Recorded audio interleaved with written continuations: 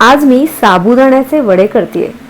असेच वडे माझी आजी सुद्धा प्रत्येक एकादशीला करायची. सकाळी उठून देवळात दिवा आणि स्वयंपाकघरात मस्त वड्यांचा सुगंध. एकदा मी तिला अगदी सहज विचारलं होतं, आजी, उपवास केला की देव भेटतो का ग? ती हसली आणि तिच्या चेहऱ्यावर नेहमीप्रमाणेच अगदी शांत हास्य होतं. आजी म्हणाली, देव हा उपवासाचा नाही, भक्तीचा भुकेला आहे. उपवास करण्यापेक्षा वाईट गुणांचा त्याग केलेला कधीही उत्तम.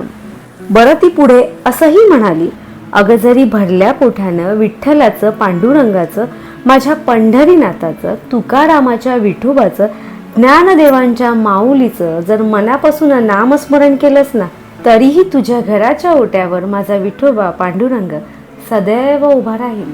माझा देव देवाऱ्यात नाही, तो त्या माणसात आहे जो भूक लागलेल्या माणसाला पान वाढतो. म्हणून त्या देवासाठी उपवास करू नकोस, तर एखाद्या उपाशी माणसाला ताट भरून मनापासून जेवायला वाढ, तर माझा पांडुरंग त्याच्या डोळ्यातून सदैव तुला पाहिल.